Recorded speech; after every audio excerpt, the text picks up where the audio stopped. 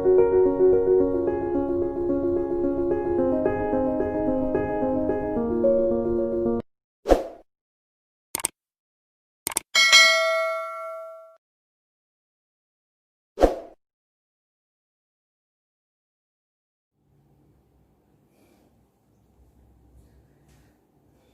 તો ચાલો welcome to my YouTube channel physics from the heart.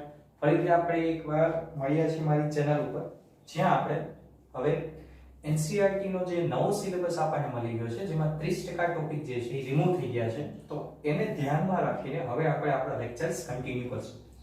આ ચેપ્ટરનો પહેલો ભાગ ઇંગ્લિશ મીડિયમ અને ગુજરાતી મીડિયમ બંનેમાં અપલોડ થઈ ગયો છે. ગુજરાતી મીડિયમમાં લાઈવ સેશન હતો, તો જે બાળકો આ લેક્ચર પહેલી વાર જોવે છે તેમને ખાસ કિરણ પ્રકાશ શાસ્ત્રનો પહેલો ભાગ જે છે એ એકવાર જોઈ લેવા વિનંતી, જેથી તમને આ લેક્ચરના દરેક કોન્સેપ્ટ તમને સમજાય.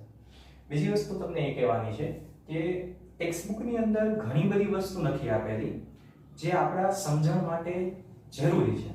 તો એ બધી વસ્તુ મેં અહીંયા નોટ ડાઉન કરેલી છે, એ સમજી લઈએ પછી આપણે ટેક્સ્ટ બુકના ટોપિક તરફ આગળ વધીએ. બરાબર? તો અત્યારે જે કાંઈ કોન્સેપ્ટ તમને મેં અહીંયા લખી દીધા છે તેની પહેલા ચર્ચા કરી લઈએ. ચલો, સૌથી પહેલા લાસ્ટ લેક્ચરની અંદર આપણે જોયું હતું કે પ્રતિબિંબ જે છે અરીસા જે છે એના બે પ્રકાર છે. એક આવે અંતર્ગોળ અરીસો, બીજો આવે બહિર્ગોળ અરીસો. બંને કઈ રીતે બને છે કે લાસ્ટ લેક્ચરમાં અમે સમજાવેલું છે. તો જ્યારે તમને પ્રતિબિંબ મળે, બરાબર, આપણી પાસે બે ઘટના છે આ ચેપ્ટરમાં ભણવા માટે. એક આવશે પરાવર્તન, એક આવશે વક્રીભવન. પરાવર્તનનો કોન્સેપ્ટ લાસ્ટ લેક્ચરમાં આપણે જોઈ લીધો, બરાબર. હવે શું થાય કે તમને જે પ્રતિબિંબ મળે, હવે પ્રતિબિંબ બને કઈ રીતે? તો પ્રતિબિંબ કઈ રીતે બને વાંચો બાળકો, કે જ્યારે આપાત કિરણ જે છે પરાવર્તન પામે અથવા તો વક્રીભવન પામે, તો બે કિરણો, ઓછામાં ઓછા બે કિરણો કોઈ બિંદુએ કેન્દ્રિત થાય અથવા તો વિકેન્દ્રિત થાય. વિકેન્દ્રિત થાય એટલે વાસ્તવિકતામાં કેન્દ્રિત નહીં થતા હોય, કેન્દ્રિત થતા હોય એવો તમને ફક્ત આભાસ થાય, તો એ બિંદુએ પ્રતિબિંબ રચાય. બરાબર? ઓકે, એના બે પ્રકાર, પહેલું વાસ્તવિક, બીજું આભાસી. હવે ધ્યાન દેજો, આંતરગોળ અરીસો છે, બરાબર. આપાત કિરણ પરાવર્તન પામીને આવી, આ બીજું આપાત કિરણ પરાવર્તન પામીને આમ જાય છે. બંને કોઈ બિંદુએ કેન્દ્રિત થાય છે. જો ભેગા થાય છે, ભેગા થતા હોય એટલે કે ઈ તમને વાસ્તવિક પ્રતિબિંબ આપે. એટલે પહેલો પોઈન્ટ કે કિરણો જે છે એ કેન્દ્રિત થાય તો જ વાસ્તવિક પ્રતિબિંબ મળે. બીજી વસ્તુ, અંતર્ગોળ અરીસાના કિસ્સાની અંદર તમને વાસ્તવિક પ્રતિબિંબ મળે છે. ત્રીજી વસ્તુ કે પ્રતિબિંબ જે છે એ વાસ્તવિક અને ઉલટું હોય હંમેશા. તો આ વસ્તુ આપણે યાદ રાખવાની છે કે પ્રતિબિંબના કિસ્સામાં વાસ્તવિક પ્રતિબિંબમાં કઈ કઈ વસ્તુ ઇમ્પોર્ટન્ટ. સેકન્ડ થિંગ, આભાસી પ્રતિબિંબ. તો તમે બહિર્ગોળ અરીસો ધ્યાનમાં લ્યો. હવે બહિર્ગોળ અરીસાની જે વક્ર સપાટી છે બહારની, એના ઉપર આ આપાત કિરણ પરાવર્તન પામીને આ દિશામાં જાય છે, આ બીજું આપાત કિરણ પરાવર્તન પામીને આ દિશામાં જાય છે. તો એક કિરણ જે છે એ નીચે તરફ જાય છે, એક કિરણ જે છે એ ઉપર તરફ જાય છે. તો બંને ક્યારેય ભેગા થવાના નથી. તો તમારે શું કરવાનું છે? બે કિરણો કઈક આ રીતે છે, એક આમ જાય છે, એક ઉપરની દિશામાં. તો તમારે એને વિકેન્દ્રિત કરવાના, એટલે વિરુદ્ધ દિશાની અંદર તમારે એને લંબાવવાના છે. જુઓ તમે, આ કિરણ આમ જાય છે, એને લંબાવવાનું, આ કિરણ આમ જાય છે અને વિરુદ્ધ દિશામાં લંબાવો. તો બંને અહીંયા ક્યાંક ભેગા થતા હોય એવો તમને ફક્ત આભાસ થાય. એ આભાસ થાય એટલે આપણે એને કહીએ છીએ આભાસી પ્રતિબિંબ. તો બે વસ્તુ બાળકો તમને સમજાઈ ગઈ છે. હવે એના કેટલાક પોઈન્ટ્સ જોઈએ. કિરણો જે છે કેન્દ્રિત થાય તેવો આભાસ થાય અથવા તો વિકેન્દ્રિત થાય એવું કહી શકાય. બીજી વસ્તુ, બહિર્ગોળ અરીસાના કિસ્સામાં તમને આભાસી પ્રતિબિંબ જ મળે. ત્રીજી વસ્તુ, પ્રતિબિંબ આભાસી અને ચત્તુ હોય. વાસ્તવિક હોય ત્યારે ઉલટું હોય, આભાસી હોય ત્યારે ચત્તુ હોય. હવે આ કામનું ટેબલ 10મા ધોરણમાં તમે ભણી ગયા, છતાં એકવાર આપણે રિવિઝન કરી લઈએ કે તમે જુઓ તો વસ્તુ જે છે એના જુદા જુદા સ્થાન રાખો તો તમને પ્રતિબિંબ જુદી જુદી જગ્યાએ મળે. અંતર્ગોળ અરીસાની ચર્ચા કરી, બહિર્ગોળનું છે દાખલો ગણતી વખતે તમને સમજાવી દઈશ, બરાબર. અંતર્ગોળ અરીસામાં કેટલાક સ્પેશિયલ કેસ છે. અંતર્ગોળ અરીસો હોય, બરાબર, આ એની મુખ્ય અક્ષ, ધારો કે આ એનું F મુખ્ય કેન્દ્ર, આ એનું C એટલે કે વક્રતા કેન્દ્ર. આ દરેક વસ્તુ શું છે એ પહેલા લેક્ચરમાં સમજાવેલી છે, તો ખાસ એ જોઈ લેવા વિનંતી. હવે શું છે, તમે વસ્તુને અનંત અંતરે મૂકો, બરાબર. અનંત અંતરે ક્યાં હશે? અનંત અંતરે. તો પ્રતિબિંબ જે છે તમને F પર મળે. F પર મળે તો કેવું મળે? વાસ્તવિક અને ઉલટું, અને સાથે સાથે કેવું મળશે? બિંદુવત, ખૂબ જ નાનું. બીજી વસ્તુ, તમે વસ્તુને C ની પાછળ મૂકો એટલે અહીંયા તો તમને પ્રતિબિંબ જે છે એ C અને F ની વચ્ચે મળે. જો અને એ પ્રતિબિંબ પણ વાસ્તવિક અને ઉલટું અને નાનું. ત્રીજી વસ્તુ, તમે વસ્તુને C પર મૂકો તો પ્રતિબિંબ પણ C પર જ મળે, બરાબર? વાસ્તવિક અને ઉલટું વસ્તુના કદ જેટલું જ મળે. ચોથી વસ્તુ, હવે જો ધ્યાન દો, C અને F ની વચ્ચે પ્રતિબિંબ બનતું હતું ત્યારે વસ્તુ C ની પાછળ હતી, તો વસ્તુને C અને F ની વચ્ચે રાખો તો પ્રતિબિંબ C ની પાછળ મળે. હવે કેવું થશે? C ઉપર આવે ત્યારે વસ્તુના કદ જેટલું થઈ જાય છે, તો હવે પ્રતિબિંબ મોટું થતું જશે. એટલે C ની પાછળ હોય ત્યારે વાસ્તવિક અને ઉલટું અને મોટું. પછી F પર રાખો તો જો F પર પ્રતિબિંબ હતું ત્યારે વસ્તુ અનંત અંતરે હતી, વસ્તુને F પર રાખો તો પ્રતિબિંબ અનંત અંતરે મળે. વિવર્ધિત ખૂબ જ મોટું મળે. છેલ્લો કિસ્સો, આ એક જ કિસ્સો એવો છે કે જેમાં અંતર્ગોળ અરીસાની અંદર પણ તમને આભાસી પ્રતિબિંબ મળે છે. તો એ કિસ્સો કયો હતો? જ્યારે આ ધ્રુવ P અને એની વચ્ચે F અને P વચ્ચે વસ્તુ રાખો તો તમને પ્રતિબિંબ જે છે એ અરીસાની આગળના ભાગમાં નહીં પરંતુ પાછળના ભાગમાં મળે. અને પાછળના ભાગમાં મળતું હશે એટલે યાદ રાખજો કે એની અંદર તમને કેન્દ્રિત થતું નહીં મળે, વિકેન્દ્રિત થતું મળશે, એટલે કે પ્રતિબિંબ જે છે એ આભાસી મળશે, મોટું મળશે. તો આટલી વસ્તુ ખાસ યાદ રાખો બાળકો. સંજ્ઞા પદ્ધતિ તમને સમજાઈ દઉં, બરાબર? ઓકે, ચલો એની ચર્ચા આપણે હમણાં કરીએ. બટ અત્યારે આટલી વસ્તુ તમે યાદ રાખો, આ ટેબલ તમને યાદ રહી જવું જોઈએ. હવે આપણે આપણા ટોપિક તરફ આવી, ધ્યાન દેજો. ચલો આજનો આપણો જે ટોપિક છે, પહેલી વસ્તુ કે અરીસાના કિસ્સામાં તમે સંજ્ઞા પદ્ધતિ કઈ લેશો, બરાબર? તો પહેલી વસ્તુ આજે આપણે લખીએ સંજ્ઞા પદ્ધતિ.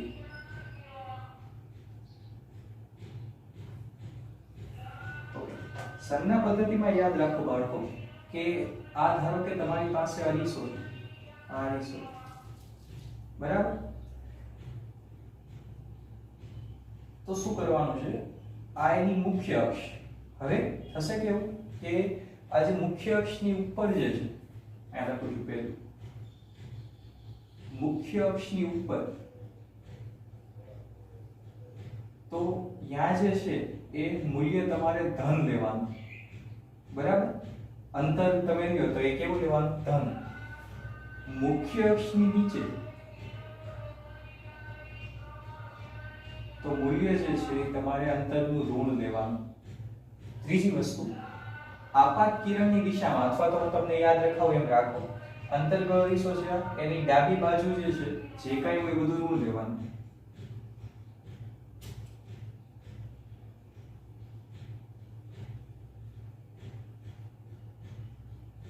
અને અરીસાની જમણી બાજુ હોય એટલે કે આ તરફ તો ધન દેવાનું.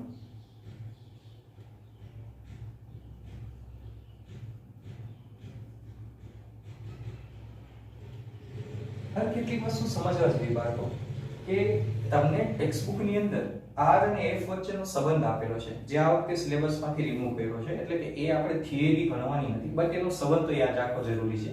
એ જ રીતે અંતર્ગોળ અરીસામાં અથવા તો કોઈ પણ અરીસામાં અરીસાનું સૂત્ર જે તમે 10મામાં ઓલરેડી ભણી ગયા, એનું સૂત્ર જ આવતું હતું. 12 સાયન્સ ની અંદર એની થિયરી પણ આવતી હતી, બટ આ વખતે 30% સિલેબસ ઘટાડાની અંદર એ સૂત્ર જે છે એની સાબિતી કાઢી નાખેલી છે. ફક્ત સૂત્ર યાદ રાખવાનું છે. તો હવે આપણે એનું સૂત્ર લખીએ. ચલો, તો આજનો જે ટોપિક છે એક તો આવશે R અને F વચ્ચેનો સંબંધ. હવે યાદ રાખો બાળકો, R અને F વચ્ચેનો સંબંધ શું છે? તો R એટલે વક્રતા ત્રિજ્યા, F એટલે કેન્દ્ર લંબાઈ. લાસ્ટ લેક્ચર ની અંદર મેં તમને દરેક વસ્તુ ડિટેલમાં સમજાવેલી છે. તો યાદ રાખો કે R is equal to 2F. આ તમારે યાદ રાખવાનું છે સંબંધ, બરાબર? આની સાબિતી આપણે કરવાની નથી, બીકોઝ એ વખતે સિલેબસમાં થી આ ટોપિકને જે છે સાબિતી રિમૂવ કરવામાં આવી છે. નેક્સ્ટ જે છે અરીસાનું સૂત્ર. અરીસાનું સૂત્ર જે છે એ કંઈક આવું છે, 1/f બરાબર 1/v વત્તા 1/u. તો આ પણ આપણે યાદ રાખવાનું છે. આની અંદર દરેક વસ્તુ શું છે? તો f જે છે એ શું દર્શાવે? કેન્દ્ર લંબાઈ. v જે છે એ શું દર્શાવે? પ્રતિબિંબ અંતર. u જે છે એ શું દર્શાવશે? તો વસ્તુ અંતર. આટલી વસ્તુ તમારા મગજમાં ફિટ કરી લો કે કોને શું કહેવાય. દરેક વસ્તુનો કોન્સેપ્ટ તમને ક્લિયર હોવો જોઈએ. હવે નેક્સ્ટ ટર્મ, આની અંદર એક ટોપિક આવે મોટવણી. બરાબર, તો મોટવણીના સૂત્ર યાદ રાખો કે મોટવણી જે છે એ આવી રીતે વ્યાખ્યાયિત થાય. એક તો મોટવણી બરાબર -v ના છેદમાં u અથવા તો h ડેશ ના છેદમાં h. હવે -v ના છેદમાં u તો તમને આઈડિયા છે કે v એટલે પ્રતિબિંબ અંતર, u એટલે વસ્તુ અંતર, h ડેશ અને h શું છે? તો જ્યાં h ડેશ બરાબર પ્રતિબિંબ જે મળે છે એની ઊંચાઈ અને h જે છે એ શું છે? વસ્તુની ઊંચાઈ. અરીસા માટે થઈને મોટવણીનું આ સૂત્ર યાદ રાખવાનું છે. મોટવણીનો સિમ્પલ મતલબ કે તમે પ્રતિબિંબને કેટલું મોટું કરો છો, વિવર્ધિત કરો છો. બરાબર, તો આ એના સૂત્ર દાખલામાં આપણી માટે કામ આવશે. છેલ્લી વસ્તુ એ જે આપણે સમજવાની છે શું છે? તો અંતર્ગોળ અરીસો, બરાબર, આ એની મુખ્ય અક્ષ. ધ્યાન દેજો શું થાય છે. જ્યારે કોઈ કિરણ અક્ષને સમાંતર આવતું હશે તો એ મુખ્ય કેન્દ્ર પર કેન્દ્રિત થશે. આ યાદ રાખવાનું છે તમારે. કેવું કિરણ હોય? પેરેક્સિયલ, એટલે કે મુખ્ય અક્ષને સમાંતર હોય ત્યારે જ એ ક્યાં કેન્દ્રિત થાય? મુખ્ય કેન્દ્ર પર. બીજી વસ્તુ, જો કોઈ કિરણ C માંથી પસાર થાય છે, ચલો એની સાથે સાથે હું તમને બહિર્ગોળ અરીસાનું પણ સમજાવતો છું. આ બહિર્ગોળ અરીસો છે. કોઈ કિરણ જે છે એ સમાંતર આવે છે મુખ્ય અક્ષને, તો એ તો આવી રીતે જશે પરાવર્તન પામીને, બટ તમે એને અપકેન્દ્રિત કરી શકો છો. ક્યાં અપકેન્દ્રિત થાય? મુખ્ય કેન્દ્ર પર. બરાબર છે. બીજી વસ્તુ, જો કોઈ કિરણ વક્રતા કેન્દ્રમાંથી પસાર થાય C માંથી, તો એ તે જ માર્ગે ભટકાઈને પાછો જાય છે પરાવર્તન પામીને. તો બહિર્ગોળ અરીસાના કિસ્સામાં ધારો કે કોઈ કિરણ C બિંદુએ કેન્દ્રિત થતો હશે, તો અપકેન્દ્રિત થતો હશે, તો ભટકાઈને તે જ માર્ગે પાછો જાય છે. અને છેલ્લી વસ્તુ કે કોઈ કિરણ કોઈ ખૂણે આપાત થાય તો તમને ખબર છે કે ભાઈ આપાત કોણ I હોય તો પરાવર્તન કોણ R, બંનેના મૂલ્ય સરખા જ હોય. એટલે કોઈ કિરણ કોઈ ખૂણે આપાત થાય તો એ જ ખૂણે પરાવર્તન પામીને પાછો જાય. એવું ને એવું તમને બહિર્ગોળ અરીસાના કિસ્સામાં મળશે. તો આ બધી વાત થઈ બેઝિકની, કે જે ટેક્સ્ટ બુકમાં બધું મર્યાદિત આપેલું છે બટ આપણે સમજવું જરૂરી છે. તો એ દરેક વસ્તુ મેં તમને અહીંયા સમજાવી દીધી છે. તમારે આ કોઈ થિયરી સાબિત કરવાની નથી, કારણ કે આપણા સિલેબસની અંદર અત્યારે આ ટોપિક જે છે એની સાબિતી માંગેલી નથી. તમારે ફક્ત એના સૂત્ર યાદ રાખવાના છે. હવે આપણે જોઈએ ઉદાહરણ પહેલું. હું તમને ઉદાહરણ ગણાવું છું. સ્વાધ્યાયના દાખલા તમારે જાતે ગણવાના રહેશે. બરાબર, ચલો ઉદાહરણ પહેલું. જો ઉદાહરણ 1 ની અંદર શું કીધું છે તમને. સૌથી પહેલા એક અંતર્ગોળ અરીસાની વક્રતા ત્રિજ્યા 15 સેન્ટીમીટર છે. તો આપણે યાદ રાખવાનું કે દાખલો ગણતી વખતે સૌથી પહેલા આપણે ગિવન ડેટા લખવાના. આપણને કઈ કઈ વસ્તુ આપેલી છે. બરાબર, ઓકે. જો ચલો અંતર્ગોળ અરીસો,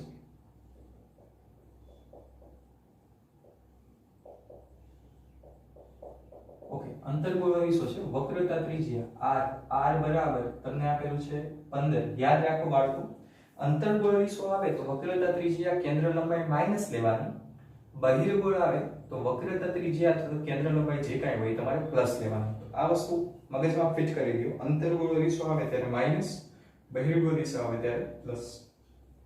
r બરાબર 15 સેન્ટીમીટર એટલે અંતર્ગોળ છે એટલે -15 સેન્ટીમીટર. તો r ઉપરથી તમને f મળી જાય. જો તમે આ સૂત્ર f ને કરતા બનાવો એટલે r/2. તેથી f કેટલું થશે? r/2. r જે છે એ 15 છે એટલે તમે લખી શકો કે f જે છે એ 15/2 એટલે -7.5 સેન્ટીમીટર. હવે શું કીધું છે? વસ્તુને અરીસાની સામે મૂકો. પહેલી વાર 10 સેન્ટીમીટર. હવે 10 સેન્ટીમીટર જે છે અરીસાની સામે, આ અરીસો જે છે એની બરાબર સામે એટલે આગળની તરફ ડાબી બાજુ છે. સંજ્ઞા પદ્ધતિ પ્રમાણે જો કે અરીસાની ડાબી બાજુ હોય તો ઋણ અંતે વસ્તુ અંતર તમારે હંમેશા ઋણ જ લેવાનું આવે છે. એટલે u બરાબર -10 સેન્ટીમીટર. આ પહેલી વાર લીધું આપણે. બરાબર છે. તો એક કામ કરીએ, આપણે બે અલગ અલગ પરિસ્થિતિનું નિર્માણ કરીએ.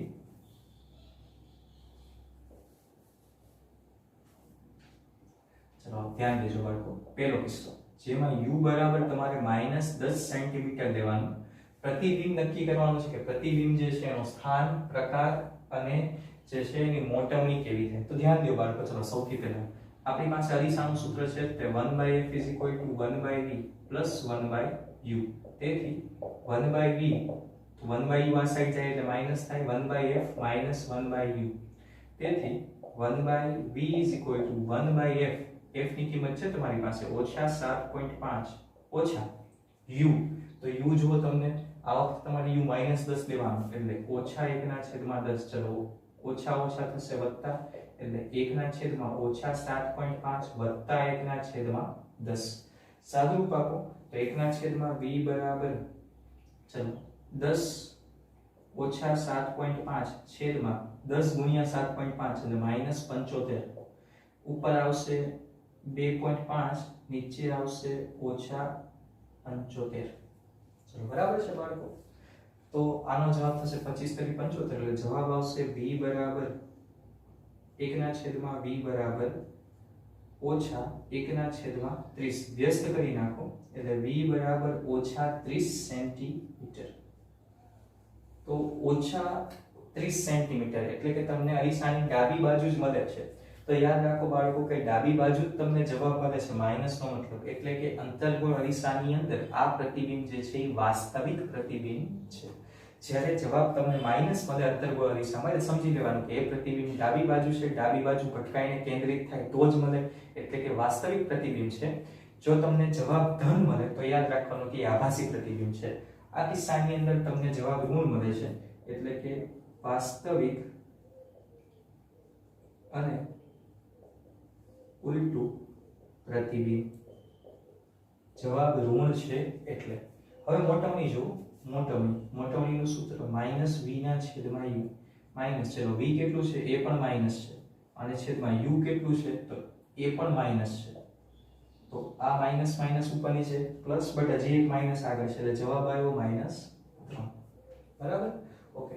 તો ધ્યાન દો બાળકો, મોટવણી જે છે એ 3 ગણી મળે છે, પ્રતિબિંબ 3 ગણું મોટું મળે છે. માઈનસ તો ખાલી એવું દર્શાવે છે કે પ્રતિબિંબ જે છે એ ઉલટું મળતું હશે. બરાબર? બાકી એ કઈ ચર્ચાનો વિષય નથી. તમને અહીંયા દરેક જવાબ મળી ગયો કે મોટવણી જે છે એ -3 મળે છે. તો તમે પ્રતિબિંબનું સ્થાન, એનો પ્રકાર અને મોટવણી ત્રણેય વસ્તુ ક્લિયર કરી. આ એનું સ્થાન, આ એનો પ્રકાર અને આ મોટવણી. બરાબર? ઓકે. હવે આપણે બીજો કિસ્સો જોઈએ બાળકો, ધ્યાન દેજો. બીજા કિસ્સાની અંદર શું કીધું છે કે u બરાબર તમારે કેટલા લેવાના તો 5 સેન્ટીમીટર લેવાના છે એટલે u બરાબર -5 સેન્ટીમીટર. હવે ધ્યાન દેજો બાળકો, આમાં f હું તમને અહીં ડ્રો કરીને સમજાવું.